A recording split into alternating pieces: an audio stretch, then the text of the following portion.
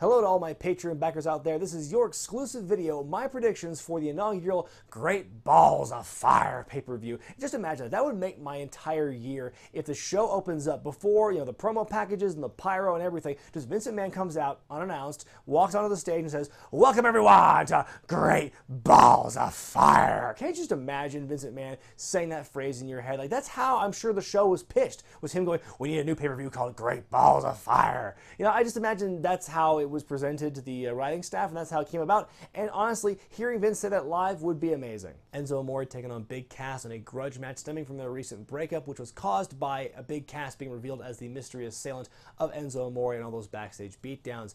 Last couple of weeks, we've been seeing a lot of cool, impassioned promos on both sides of the aisle, especially Enzo Amore, as what happened at the Go Home show on Raw. I do think Cass is going to win this match pretty resoundingly. It's going to be a brutal beatdown, in my opinion. I think Cass is going to make Enzo look muy sympathetique, if that's the word, very sympathetic in the process. Just keep beating on him. Enzo's going to keep trying to get up, and I'm sure there's going to be a moment where Cass says, "Stay down, Enzo. Stay down, Enzo." He keeps beating him up. Enzo keeps fighting back.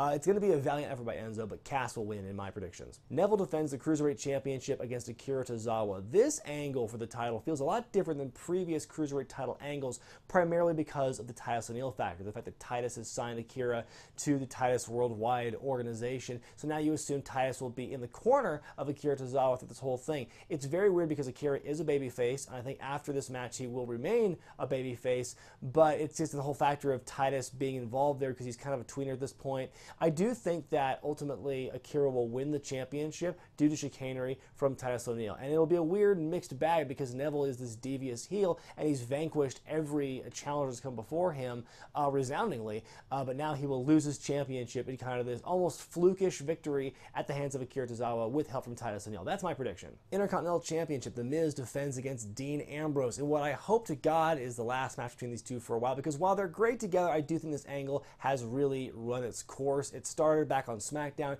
it carried over to them when they were on Raw, and it's just kept going now with the addition now of the Miztourage, Bo Dallas and Curtis Axel added to the fray. I think Ambrose's time fighting for the title should be over by now. I don't think he's going to win this one. I think Miz is going to retain with the help of the Miztourage, because right now the group is too young for things to backfire and Miz to lose the championship at this point. I think Miz is going to have another nice healthy run with the belt with Bo and Curtis at his side.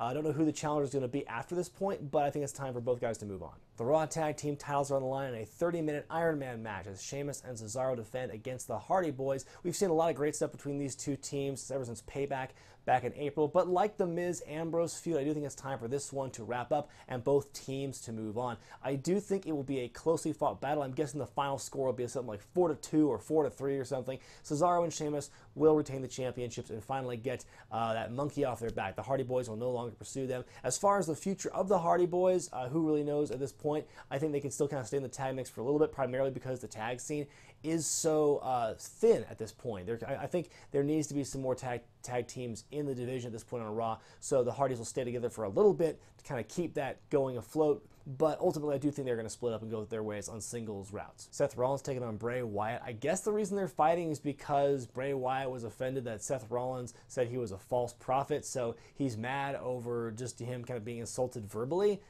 Okay, that's the whole nucleus of this feud. Let's go with it, I guess. I'm not really interested in this feud because neither guy has really been that interesting character-wise. Rollins has been lost in the shuffle for what feels like months now, even though he's got this new video game to promote as he's the cover athlete, and Bray Wyatt's Bray Wyatt. That being said, I do think Bray Wyatt is going to win this match because, hey, he's got to get thrown a bone every once in a while, am I right? I don't think Seth Rollins is going to hurt too much from this loss. I mean, it doesn't help him, but it won't hurt him either. He's still got the video game cover to be promoting. So yeah, Bray Wyatt, he'll get a nice win here. How much is going to help him in the long run? I don't know. The Raw Women's Championships on the line as Alexa Bliss defends against Sasha Banks. Sasha being put in this position as the new #1 contender, not out of left field per se, it just feels kind of abrupt because during the whole feud with Alexa and Bayley, she was totally like on the back burner. She was not really featured at all in women's matches, or at least not on a level fighting for the Women's Championship. So now all of a sudden she's back into it. I guess because as far as faces go in the women's division, it's her, Bayley, and Mickie James, and Mickie James is pretty far down the ladder at this point.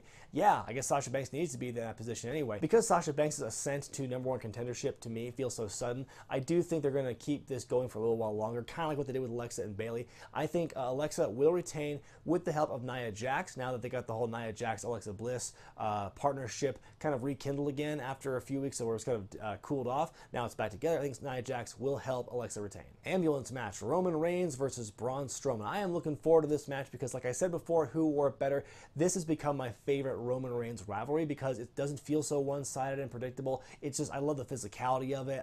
Everything that they've been doing to each other over the last half a year has been nothing short of fun to watch. This is the rubber match, by the way. Back at Fastlane, Roman beats Strowman, and then at Payback, the inverse happened. So this, I would imagine, would be the blow-off to their feud. That being said, I think that Strowman will win this one because if the rumors are true that Strowman will be in the main event at SummerSlam this August, then I think it would behoove him to win this match. It would not look good for him to lose this one and then try and build more momentum going into his Universal Championship match. So yeah, it'll be a hard-hitting match. It will be very physical. I think it will be a good smash-mouth brawl, but ultimately, Strowman will win the match. Time for the main event. The Universal Championship on the line as Brock Lesnar will defend against Samoa Joe. Like the Roman Strowman match, I am very hyped for this match. This could be a really awesome one. The build, I think, has been some of the best it's been for any championship or any storyline in quite some time, especially on the Raw brand. Just the physicality that these two will bring and the emotion and the characteristics of Samoa Joe ever since he won the #1 contendership at Extreme Rules,